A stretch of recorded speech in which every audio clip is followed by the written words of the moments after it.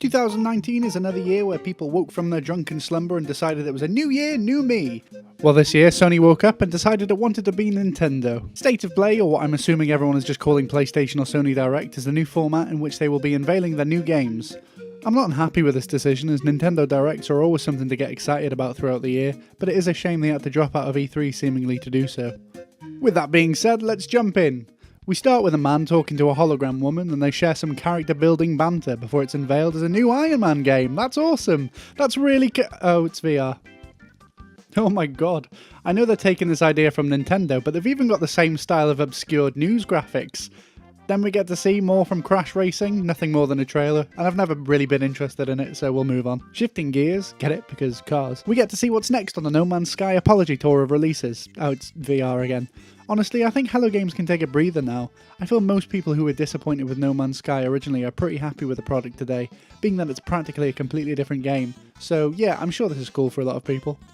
Then we get to see a cutesy dungeon crawler with anthropomorphic animals. Ready, set, heroes. Yeah, there's nothing too massive so far. I was kinda hoping Sony would come out swinging for their first go at a Direct. Gameplay for another VR game with that guy who's in things. Look, VR is cool and I'm excited to get one eventually, and everything shown so far looks fun for it on the VR. But there's just something about VR games that don't have a whole lot of substance yet, so I'm glad they just show a montage of all the other VR games coming out this year, otherwise this presentation would be about 6 hours long. But at least we can get on with the proper games now. First of which is a quick look at the only game that looks like it should be on VR, where you're a camera looking at Lara Croft in space. Looks kinda cool, but it didn't show too much. Five Nights at Freddy's, holy shit! Why didn't they start with this? I feel like people have been asking for this for years. I don't know if this is a proper FNAF game or if it's just a VR gimmicky game, but there are levels from the first game as well as new ones, so we'll see. Also, please stop with the VR games now. Up next is a gritty remake of Epic Mickey, Concrete Genie. Easily top 5 band names of all time. Looks fine, and I'm just glad we've moved away from VR. And today, we can also confirm the game will feature a PlayStation VR mode. For fuck's sake. A Days Gone trailer. I really think this game has outlived its hype. It just comes across as a Last of Us clone, but with bikes and less engaging characters. I'd be really happy to be proven wrong, but then they show gameplay, and I don't think I will be. We're almost at the end, but before we go, we get another Mortal Kombat trailer with the worst suited music.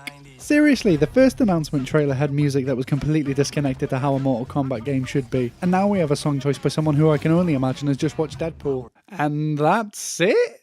Wow, look, I'm a big Sony fan. It's always one of the press conferences I look forward to the most at E3, and I love my PS4, but this was bad. Nintendo has been crushing it so far. This year they've had 3 videos showing off indie games and main franchise games, so for Sony to throw their hat into the Direct game with this, it was a massive shame. They'll definitely improve. Nintendo started off rocky, but being the first to do so with this format, that's expected. So I'm still excited for future State of Play videos, though they should definitely just commit and call them Directs, and have them streamed exclusively in VR.